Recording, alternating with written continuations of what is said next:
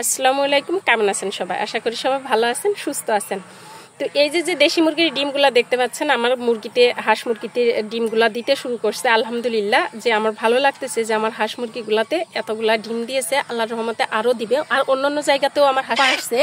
তো এইখানে যে আর এই একটা মুরগি কুচে এসে গেছে, এখানেও একটা মুরগি কুচে এসে গেছে, আরও কিছু মুরগি এই যে উপরে দেখেন কুচে আসছে। যে যেখানে ডিম দিচ্ছে সেইখানেই কুচে বসছে। তো এইখানে দেখেন একই সাথে কিন্তু দুজনাই বসছে কুচে, দেখেন দুজনাই কুচে বসছে।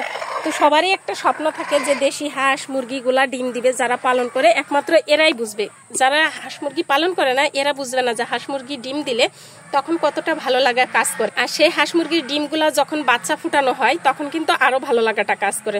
তো উপর আল্লাহ তাআলার অশেষ রহমতে কিন্তু এইখানে আমার যে হাঁস মুরগিগুলাতে ডিম দিচ্ছে, ডিমগুলা এখানে তোলা আছে। তো আরো রানিং এখনো ডিম দিচ্ছে। এর মধ্যে আরো কয়েকটা মুরগি কিন্তু কুচে চলে আসছে। তো এই কুচে চলে আসছে, আমি এখন ডিমগুলাকে কিন্তু একটা একটা করে এই ডিমগুলাকে সব তুলে নিব এবং চেক দিব।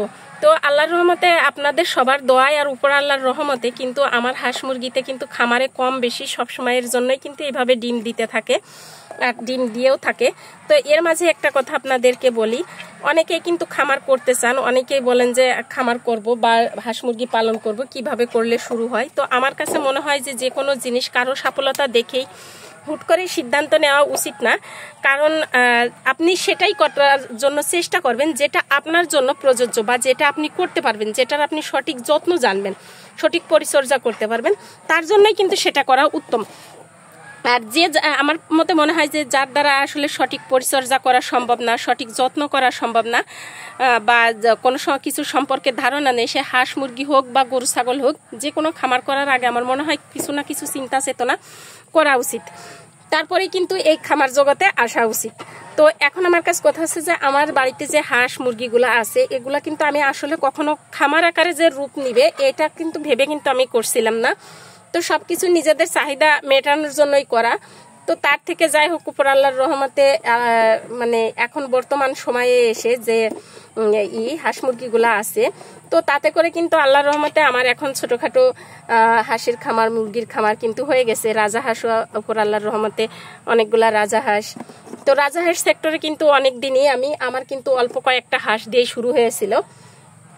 তো এখন কিন্তু সেটা থেকে কিন্তু আমার সেই অল্প হাঁস দিয়ে শুরু করা ইগুলাই কিন্তু এখন আমার খামার হয়ে গেছে। আসলে আমার ছিল একটা শখ থেকে কিন্তু আজকে আমার সব কিছু খামারের রূপ নিয়েছে।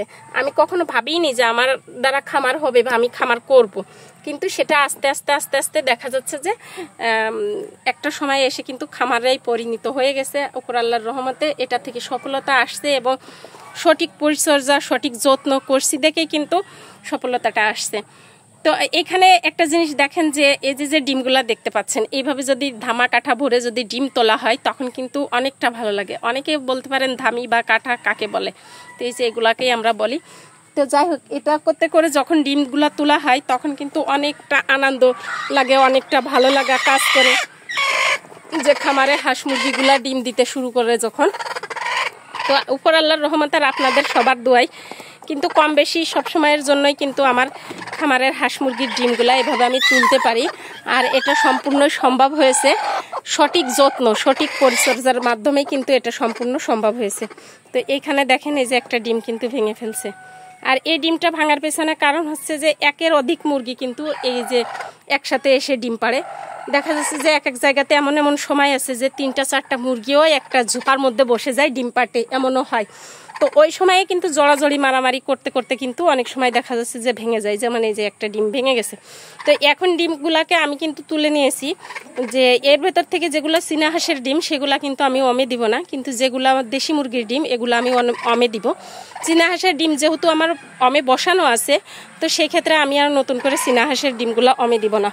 তো এখন কথা হচ্ছে যে এরকম ডিম বাচ্চা আপনারা যারা উৎপাদন করতে চাচ্ছেন তাদের অবশ্যই সব কিছু সম্পর্কে সঠিক যত্ন সঠিক পরিচর্যা জানা লাগবে, তবেই না আপনারা ডিম বাচ্চাগুলো সঠিকভাবে উৎপাদন করতে পারবেন।